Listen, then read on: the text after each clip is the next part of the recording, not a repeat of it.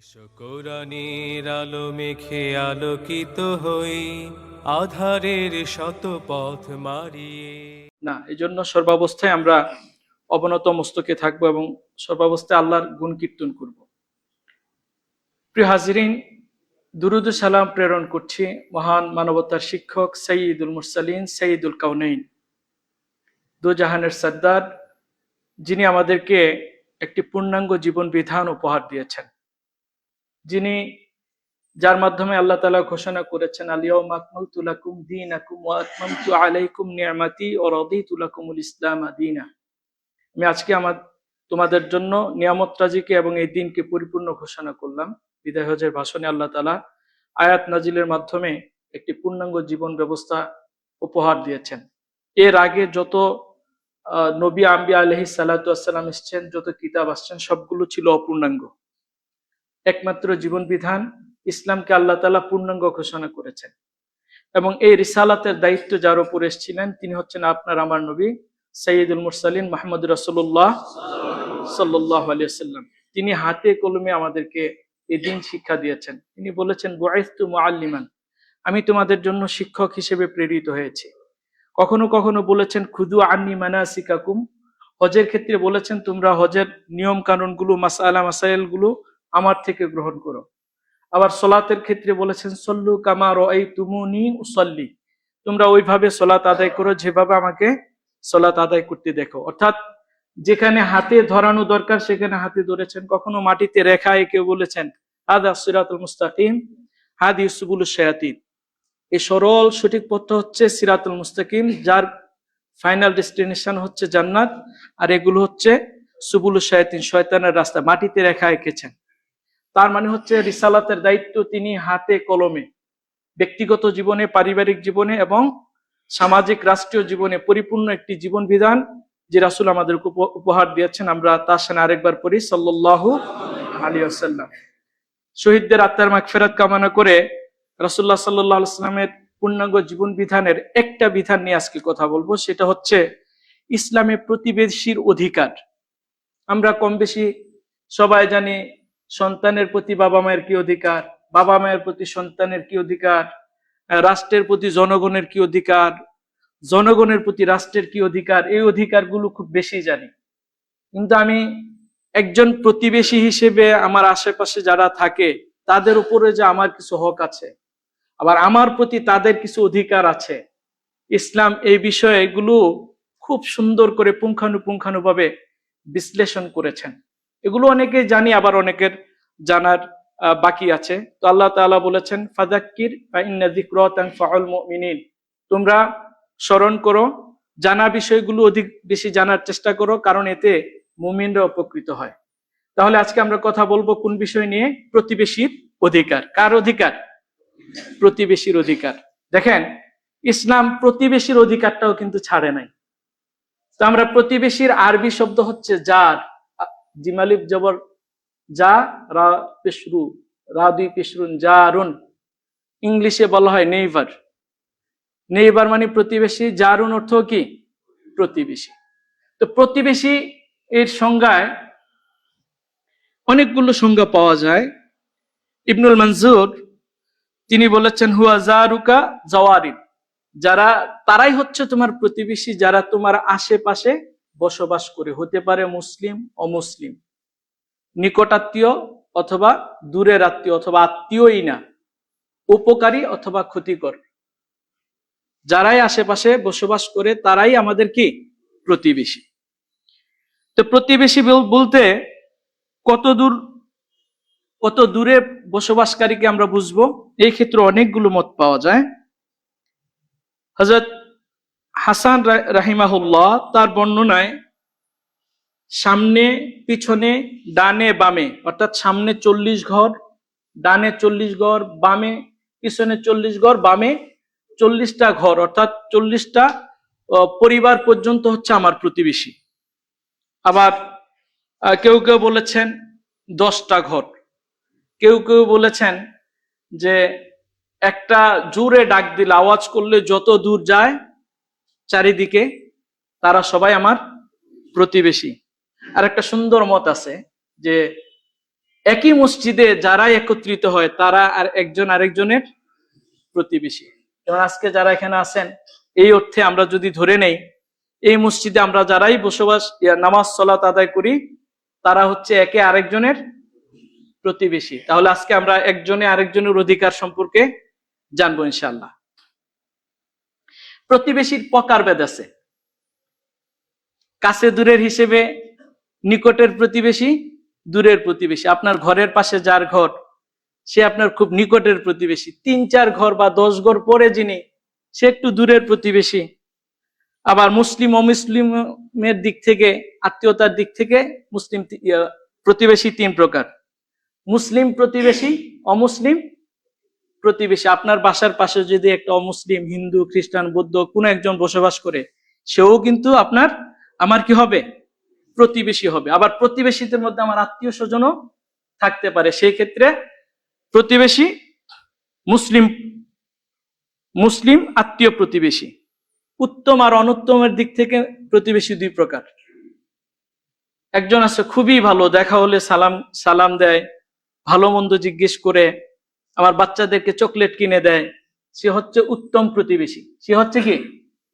উত্তম প্রতিবেশী। আরেকজন প্রতিবেশী আছে, আরেক দল প্রতিবেশী আছে যারা বাচ্চাটাকে দেখলেই ধমক দেয়, এই তোমার বাবার নাম কি, এখানে কি করো, এইটা কি, ওইটা কি।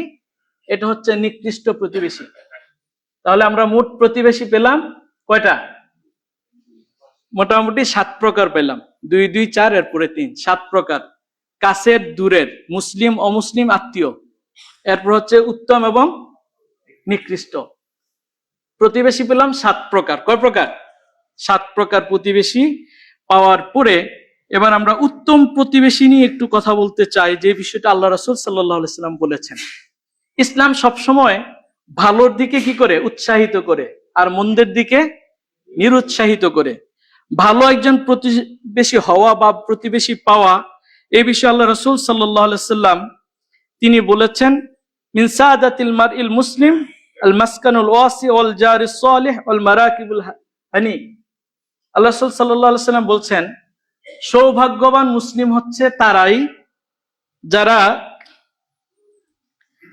আরেক মুসলমানের সহযোগী হয়, ভালো একটা বাড়ি থাকে এবং সৎ নেককার একটা প্রতিবেশী পায় এবং তার সুন্দর একটা বাহন থাকে। সেই মুসলিম হচ্ছে উত্তম, মানে সৌভাগ্যবান।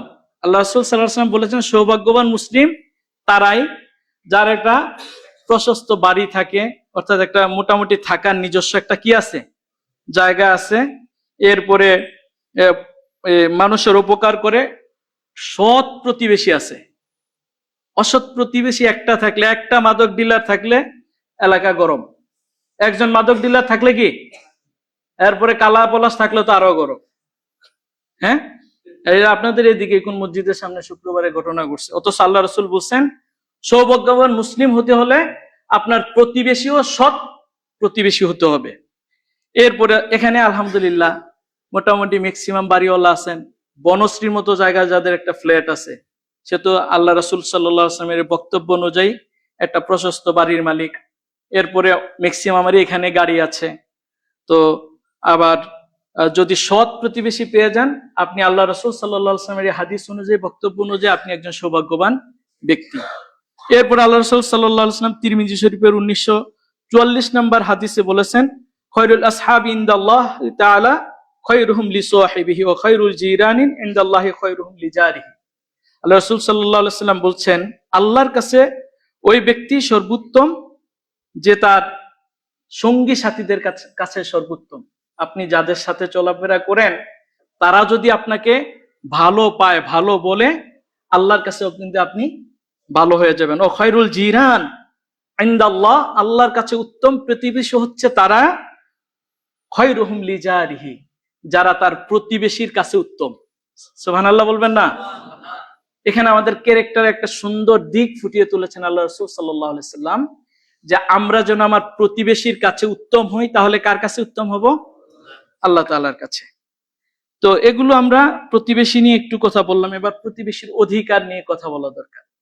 আমার প্রতিবেশী আমার কাছ থেকে কি ধরনের হক তার রয়েছে, এ বিষয়ে সূরা নিসার 36 নম্বর আয়াতে আল্লাহ তাআলা বলেন, ওয়াবুদুল্লাহ, তোমরা আল্লাহর ইবাদত করো, ওয়ালা তুশরিকু বিহি শাইয়ান, আল্লাহর সাথে কাউকে শরীক করো না। এখানে আল্লাহ তাআলা প্রথমে নিজের অধিকারের কথা বললেন, এরপরে বলেছেন ওয়াবিল ওয়ালিদাইনি ইহসানা, তোমরা পিতামাতার প্রতি সদাচরণ করো, ভালো ব্যবহার করো, উত্তম ব্যবহার করো। এরপরে এইখানে বলার পরে তিনি ওয়াজারিদিল কুরবা, তোমরা নিকট আত্মীয়দের সাথে ভালো আচরণ করো। এরপরে বলেছেন মিসকিনদের কথা। এরপরে বলেছেন তোমরা প্রতিবেশীদের সাথে উত্তম আচরণ করো। সূরা নিসার 36 নম্বর আয়াত, একটু দয়া করে বাসায় গিয়ে দেখবেন। নির্দেশনাটা কার? আল্লাহর। আল্লাহর অধিকার, এরপরে বাবা মায়ের, এরপরে নিকটাত্মীয়, এরপরে মিসকিন, এরপরে আল্লাহ তাআলা প্রতিবেশীর সাথে সদাচরণের কথা বলেছেন। তার মানে এর গুরুত্ব আছে কিনা নাই? শুধু নবী যেই গুরুত্ব দিচ্ছেন বিষয়টা এরকম না, আল্লাহ সুবহানাহু ওয়া তাআলা স্বয়ং প্রতিবেশীদের সাথে উত্তম আচরণের কথা বলেছেন। এরপর আল্লাহ রাসূল সাল্লাল্লাহু আলাইহি ওয়াসাল্লাম বলেছেন, মান কানা ইউমিন বিল্লাহি ওয়াল ইয়াউমিল আখির ফালইউহসিন ইলা জারিহি। ইবনে মাজার 3672 নম্বর হাদিসে আল্লাহ রাসূল সাল্লাল্লাহু আলাইহি ওয়াসাল্লাম ঘোষণা করেছেন, যে ব্যক্তি আল্লাহ এবং পরকালে বিশ্বাস করে, আমরা তো সবাই বিশ্বাসে বিশ্বাসী নাকি? এই বিশ্বাসে বিশ্বাসী না হলে তো মসজিদে আসার কোনো সুযোগই নাই। তো এই বিশ্বাসে বিশ্বাসী হওয়ার পরে আল্লাহ রাসূল সাল্লাল্লাহু আলাইহি ওয়াসাল্লাম বললেন যে তারা যেন তার প্রতিবেশীর সাথে ভালো আচরণ করে। তাহলে 1 নাম্বার আমাদের অধিকার হচ্ছে, আমি একজন প্রতিবেশী হিসেবে আমার পাশের মানুষের সাথে কি আচরণ করব? ভালো আচরণ। প্রতিবেশীকে কষ্ট না দেয়া। 2 নাম্বার অধিকার হচ্ছে, আমার প্রতিবেশী যেন আমার দ্বারা কোনো কষ্ট না পায়। এই কথা কে বলেছেন? এই কথা মুহাম্মদ রাসূলুল্লাহ সাল্লাল্লাহু আলাইহি ওয়াসাল্লাম বুখারী শরীফের 5672 নম্বর হাদিস, আবু দাউদ শরীফের 5156 নম্বর হাদিসে তিনি বলেছেন, ওমান কানা ইউমিন বিল্লাহি ওয়াল ইয়াউমিল আখির ফালা ইউযি জারাহু, যে ব্যক্তি আল্লাহ এবং পরকালে বিশ্বাস করে সে যেন তার প্রতিবেশীকে কষ্ট না দেয়। আগের হাদিসে বলছে সে যেন ভালো আচরণ করে, আর এখানে নিষেধ করছে সে যেন প্রতিবেশীকে কষ্ট না দেয়। এখন আপনি বকাও দিলেন না, গালিও দিলেন না, বাসার মধ্যে জোরে ডেকসেট বাজাইলেন, এটা মনে হয় প্রতিবেশীর কষ্ট হয় না? আছে কিনা না এগুলা? জোরে জোরে চিল্লা চিল্লি করে, অথবা বাচ্চারা মার্বেল নিয়ে খেলতেছে ফ্লোরে, আর নিচতলা বাচ্চা পড়াশোনা করতে পারতেছে না, অসুস্থ মানুষ কষ্ট পাচ্ছে, এগুলো হয় কি হয় না? কোনো ধরনের কষ্ট দেওয়া যাবে না। যেমনি ভাবে মৌখিক কষ্ট দেওয়া যাবে না, আচরণগত ভাবে কোনো কষ্ট দেওয়া যাবে না। নিষেধ করেছেন কে? মুহাম্মদ রাসূলুল্লাহ। কষ্ট দিলে কি হবে? যদি কষ্ট দেন, রাসূলুল্লাহ সাল্লাল্লাহু আলাইহি ওয়াসাল্লামের স্পষ্ট নির্দেশনা, জান্নাতে প্রবেশ করতে পারবেন। এটা আমার বানানো কথা না, আল্লাহ রাসূল সাল্লাল্লাহু আলাইহি ওয়াসাল্লাম বলেছেন, লা ইয়াদখুলুল জান্নাতা মান লা ইউমিন জারাহু বাওয়াইকাহু, ওই ব্যক্তি জান্নাতে প্রবেশ করবে না যার অনিষ্টতা থেকে, যার অকল্যাণ থেকে তার প্রতিবেশী নিরাপত্তা লাভ করে না। এখন বাস্তব সব 1400 বছর আগের উদাহরণ দিলে তো হয় না, কিছু তো বাস্তব উদাহরণও দিতে হয় না? রামিসা কি প্রতিবেশী দ্বারা হত্যা হয়েছে না? নিজের ফ্লোর থেকে বের হয়েছে, বিল্ডিং থেকে বের হয় নাই, আর একটা ফ্লোরে নিয়ে এই ছোট্ট বাচ্চাটাকে তার প্রতিবেশী হয়তো বলেছে একটা চকলেট খাও, বাসায় আসো, তোমাকে দেখতে মিষ্টি, এরকম একটা প্রলোভন দেখায় নিয়ে আমি এটাকে হত্যা করা হয়েছে। অথচ এই লোকটা যদি আল্লাহ রাসূল সাল্লাল্লাহু আলাইহি ওয়াসাল্লামের এই বক্তব্যটা জানতো, যে আমি যদি আমার প্রতিবেশীকে কষ্ট দেই তাহলে জান্নাতে প্রবেশ করতে পারবো না, আমি আমার প্রতিবেশীর সাথে ভালো আচরণ করা দরকার, তাহলে এই নিষ্ঠুরতম জঘন্য ঘটনা বাংলাদেশে ঘটতো না, ঠিক কিনা? কিন্তু যারা করছে তারা নামধারী মুসলিম, তারাও মুসলমান দাবি করে, আবার বলে আমার একটা সন্তান আছে। অথচ ইসলাম কত সুন্দর দিক নির্দেশনা দিয়েছে, মুসলিম তুমি তোমার প্রতিবেশীর সাথে ভালো আচরণ করো, তাকে কষ্ট দিও না, আর কষ্ট দিলে জান্নাতে প্রবেশ করতে পারবে না। এই হাদিসগুলোর ধারে কাছেও নাই, অধিকার নিজেও পালন করি না, অধিকার চাইও না। এভাবে শুধু এক রামিসার ঘটনা হয়তো মিডিয়ায় আসছে, লক্ষ লক্ষ এ ধরনের রামিচার ঘটনা আছে গ্রামে গঞ্জে শহরে, সব জায়গায় প্রতিবেশীর দ্বারা প্রতিবেশী ক্ষতিগ্রস্ত হচ্ছে, বরং হাতে ধরেই সে তার জান্নাতে প্রবেশ বন্ধ করে দিচ্ছে, জান্নাতের দরওয়াজা সে বন্ধ করে দিচ্ছে, শুধুমাত্র ক্ষুদ্র মনে করে প্রতিবেশীকে কষ্ট দেওয়ার কারণে। শহরে এই জিনিসটা কম, আবার মাঝে মাঝে দেখা যায় যে শুধু বার্থডে, কার একজন বার্থডে, বিশাল বড় ডেক্সে টাইনা এরিয়া, রাস্তা বন্ধ করে অথবা খেলার মাঠ বন্ধ করে এমন ডিজে গান লাগায় মাটি পর্যন্ত কাঁপে, বিল্ডিং পর্যন্ত কাঁপে। আপনাদের বনশ্রীতে না থাকতে পারে, আমি যে এলাকায় আছে এগুলোতে এগুলো চলে। এই যে এটা করে, এটা মানুষকে কষ্ট দেওয়া হচ্ছে না? সবাই কি তার মতো না ডিজে গানের সাথে নাচার মতো প্রতিবেশী? এখানে তো আল্লাহওয়ালা লোকও আছেন, এখানে যারা এগুলো ঘৃণা করেন, এখানে অনেক আছেন যারা আল্লাহকে ভয় করেন, এগুলো থেকে দূরে রাখার চেষ্টা করেন, কিন্তু আপনাকে বাধা দেওয়ার সাহস হচ্ছে না, কারণ এখানে বাধা দিতে আসলে লাশ পড়ে যাবে। কিন্তু শহরে এগুলো খুব বেশি হচ্ছে। গ্রামে কিছুটা মান্যতা আছে, মুরব্বীরা গেলে বন্ধ করে দেয় বা হুজুর দেখলে চুপ করে ফেলে, গ্রামে এগুলো নাই, শহরে এগুলো নাই। এজন্য এই ধরনের এই যে ডিজে গানের আয়োজন করে যারা কষ্ট দেয়, তারাও কিন্তু প্রতিবেশীকে কি করছেন? কষ্ট দিচ্ছেন। আশা করি আজকে যারা এখানে মুসল্লিরা আছেন, হয়তো মুরব্বীরা আপনাদের ছেলেদেরকে কন্ট্রোল করবেন যারা এগুলোর সাথে জড়িত থাকে, এগুলো বন্ধ করবেন, সমাজটা সুন্দর হয়ে যাবে। আমি আপনি থেকে শুরু করি না, রাষ্ট্র পরিবর্তন হবে ইনশাআল্লাহ। কেউ বন্ধ না করুক, কমপক্ষে আমরা বন্ধ করার চেষ্টা করি। এরপরে প্রতিবেশীর সাথে ঝগড়া করা যাবে না, এটা তো নিত্য নৈমিত্তির একটা বিষয় হয়ে গেছে। এই আপনার ময়লার ঝুড়িটা এখানে কেন? নিচে ময়লাওয়ালা বাসি দিছে, এবার ময়লার ঝুড়িটা হয়তো পাশের ফ্ল্যাটের মহিলাটা 10 মিনিট আগে রাখছে, এবার ওনার ভদ্রতার ইগুতে লেগে গেছে। আপনি প্রতিদিন এই কাজটা কেন করেন? ময়লার ঝুড়িটা, এটা সুন্দরভাবে বলা যায়। আমি একটু বাস্তব উদাহরণ দিতে পছন্দ করি, কারণ সংশোধন তো আমরা হব। সাহাবীরা ওনারা চলে গেছেন, সাহাবায়ে কেরাম রিদওয়ানুল্লাহি আজমাইন, তাবিনরা চলে গেছেন, হেদায়েতটা এখন আমাদের দরকার।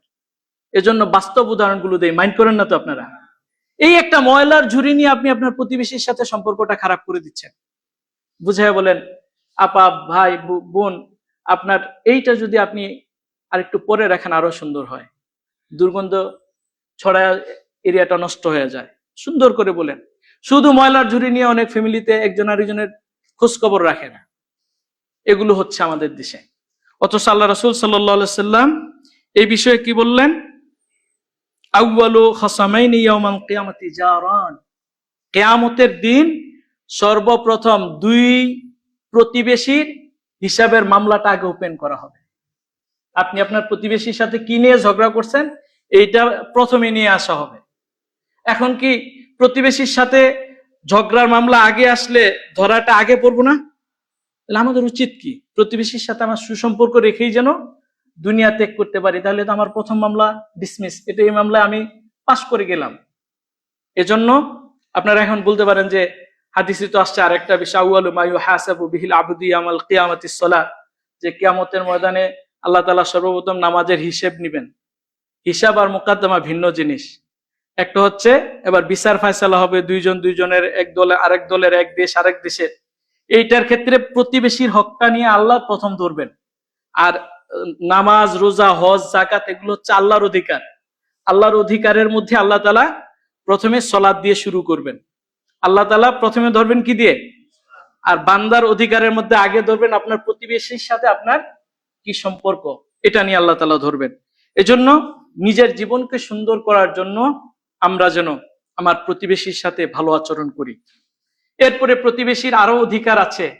আপনি প্রতিবেশীকে মাঝে মাঝে উপহার দিবেন, গিফট দিবেন, হাদিয়া দিবেন। আল্লাহ রাসূল সাল্লাল্লাহু আলাইহি সাল্লাম তিনি বলেছেন, তাহাদু তাহাব্বু, তোমরা পরস্পর গিফট প্রদান করো, এতে তোমাদের মধ্যে ভালোবাসা তৈরি হবে। এটা আগে ছিল। বিশেষ করে আমরা যখন ছোটবেলায় দেখতাম যে ঈদের সময় ঈদ কার্ড, ছোট ছোট ঈদ কার্ড, অথবা একটা এখানে সিফটি বিন দিয়ে লাগাই দিত ঈদের সময়। তারপর বাচ্চাদেরকে টুপি গিফট করা হয়তো, কাগজের টুপি, রং বেরঙের টুপি, খুব ভালো দেখাইতো। এতে আমার বাচ্চাকে যদি আরেকজন গিফট দেয়, আমি তো খুব খুশি যে আমার প্রতিবেশী আমার বাচ্চাটাকে একটা গিফট করেছেন। আমি আর একটা গিফট দেই। এখন এই চর্চাটা খুব কম, একদম নিকট আত্মীয় ছাড়া কেউ কাউকে গিফট দিতে চাই না। আমি চাই যে আপনারা হয়তো বাচ্চাদেরকে চকলেট খাওয়ান না, তবে সিবিট খাওয়াইতে পারেন।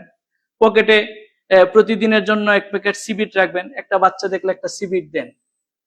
সিবিটটা স্বাস্থ্যসম্মত, কিন্তু আপনার একটা হক আদায় হচ্ছে। আর এই ছেলে দেখলে সব সময় শ্রদ্ধা নিয়ে, আপনার প্রতি শ্রদ্ধা নিয়ে সে বড় হবে। বাচ্চাটা ছেলে বা মেয়ে সব সময় আপনাকে একটা আলাদা শ্রদ্ধার নজর নিয়ে সে বড় হবে। সে বড় হওয়ার পরে যখন কিশোর গ্যাংয়ের সাথে মিশবে, আপনি তখন ডাক দিলে আপনার কথা শুনবে। এখন এই শহরের মধ্যে সবচাইতে ভয়ঙ্কর হচ্ছে কিশোর গ্যাং। সবচাইতে ভয়ঙ্কর কি? আপনার ছেলেরে এখানে ধরা হয়েছে, সে তার ফ্রেন্ড সার্কেল খবর দিছে, সব এসে হাজির 100-200। এখানে ওই বাচ্চার বাবাও সাহস করে না যে এখানে কথা বলতে। এখন আপনি যদি তাকে ছোটবেলায় একটা সিবিট খাওয়ায়া, একটা সালাম দিয়া, তার হাত ধরে বাবা পড়াশোনা কেমন হচ্ছে, এবছর তো রেজাল্ট তোমার ভালো হয়েছে, এই আচরণ টুকুন করেন, এই কিশোর গ্যাং সামনে আসার পরেও বলবে এই চাচা আসে তোমরা সব যাও, বলবে কিনা? অথচ আল্লাহ রাসূল সাল্লাল্লাহু আলাইহি ওয়াসাল্লাম এত সুন্দর প্রেসক্রাইব আমাদেরকে করেছেন। এই কিশোর গ্যাংয়ের হাত থেকে আপনি শুধু মনে করবেন যে পুলিশ আইসা ধরে নেয়া পিটা দিয়ে ছেড়ে দিলে ভালো হয়ে যাবে, না।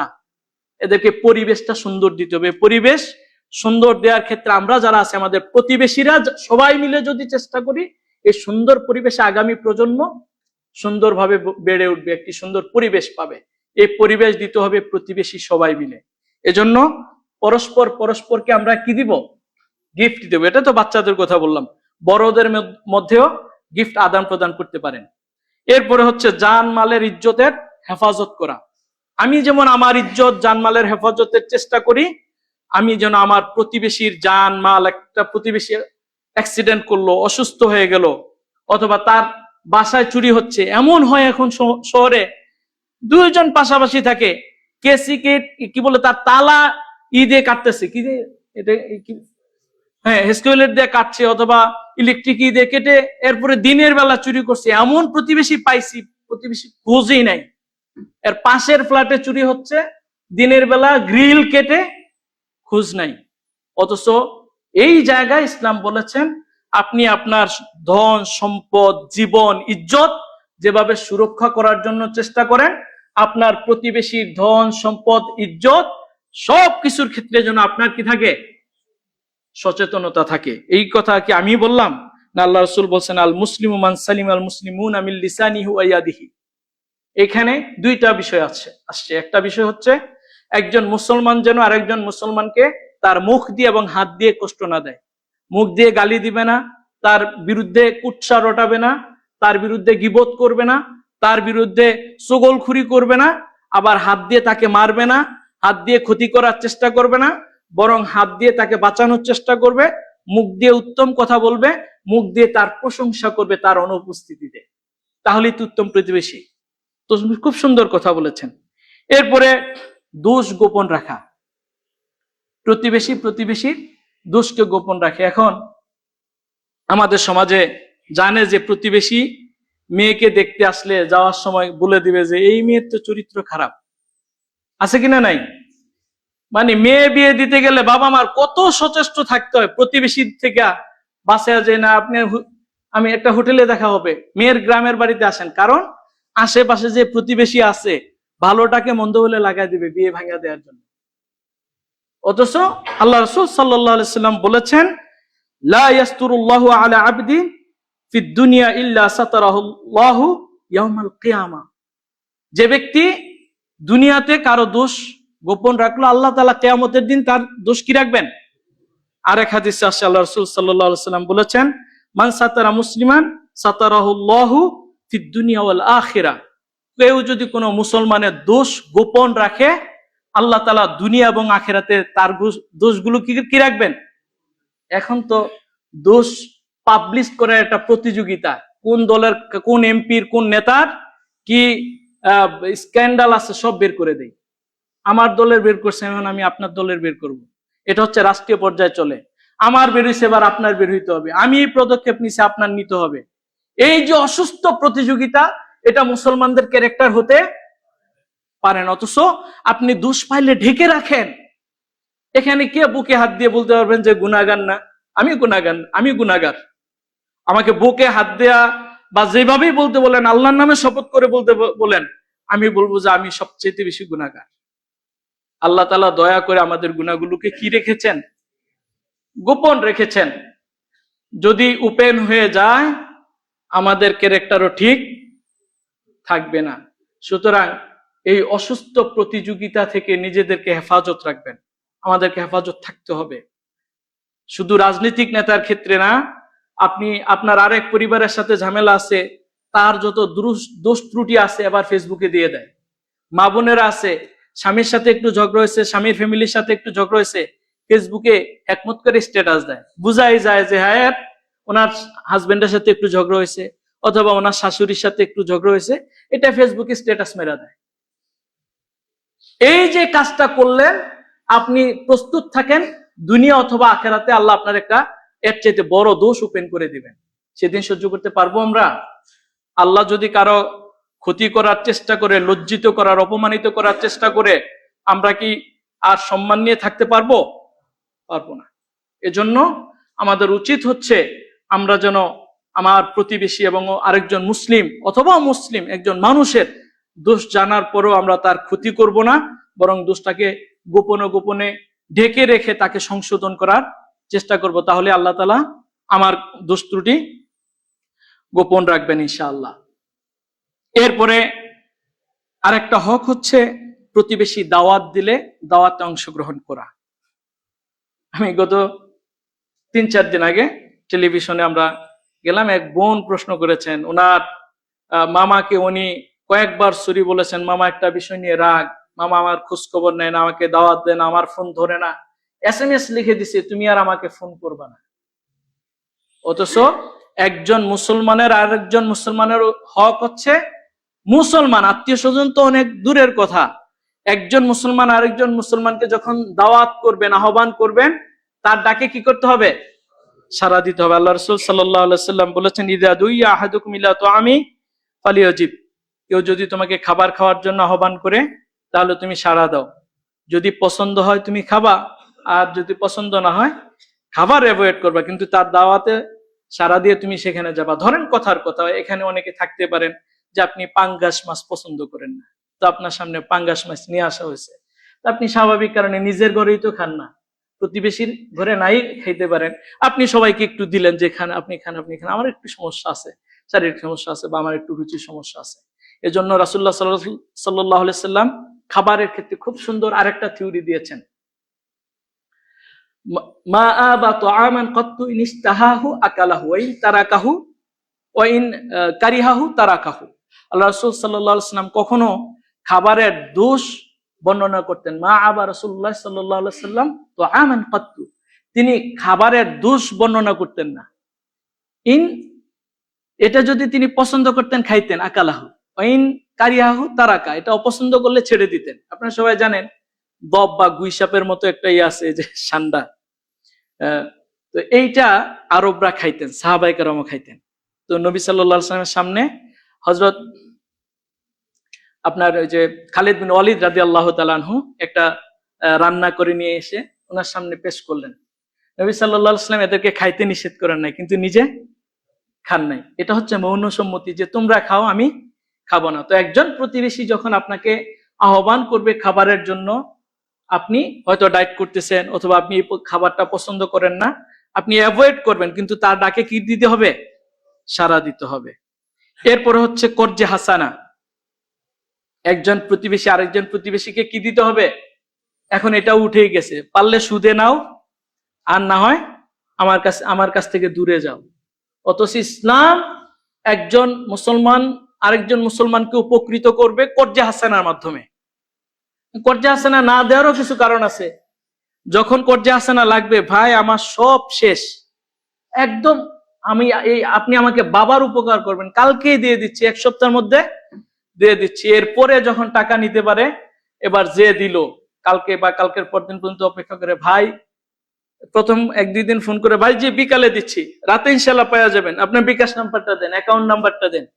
এরপরে আর ভাই ফোন ধরে না, এরপরে রাস্তা আরেকদিকে, এরপরে ভাই মেসেজ লিখে ভাই আমার বাচ্চাটা অসুস্থ, তো আমার টাকাটা দিলে খুব উপকার হইতো।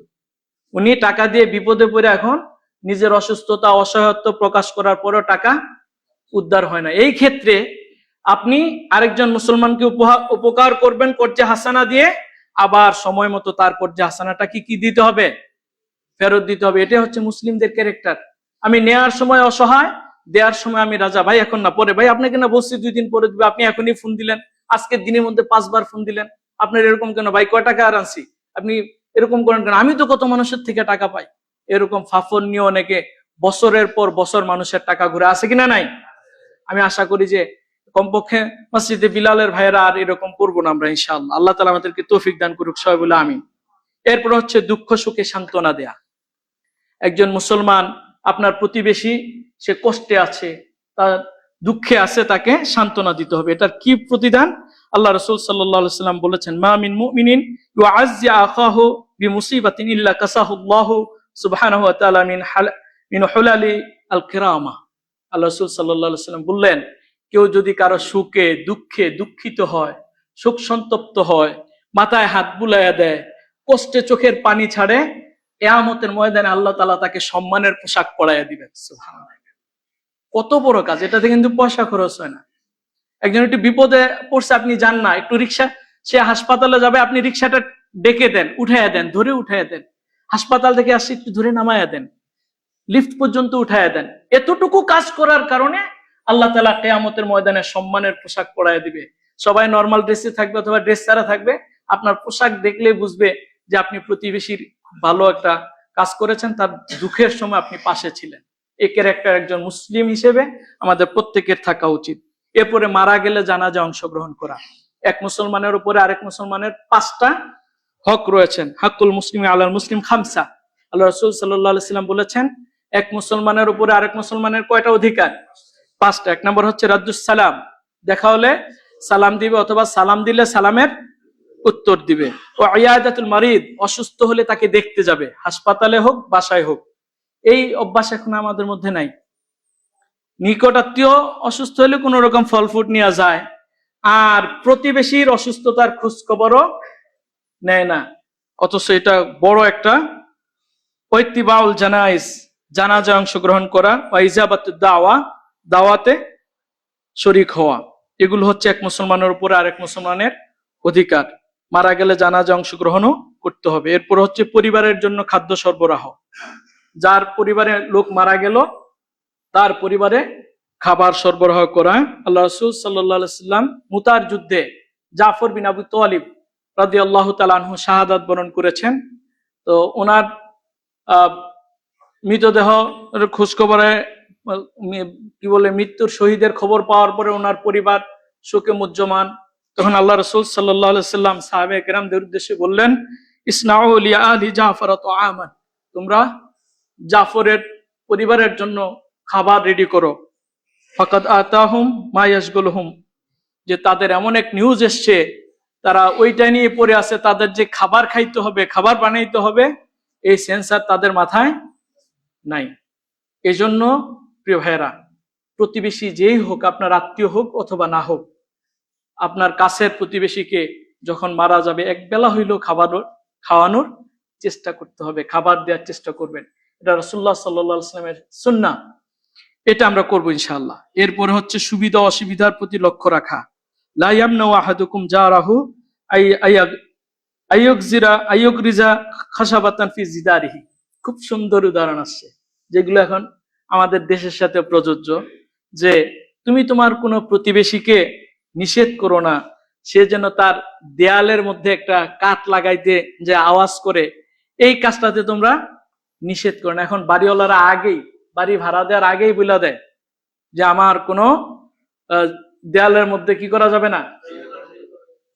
অথচ আল্লাহ রাসূল সাল্লাল্লাহু আলাইহি ওয়াসাল্লাম এই নিষেধ করে দিয়েছেন।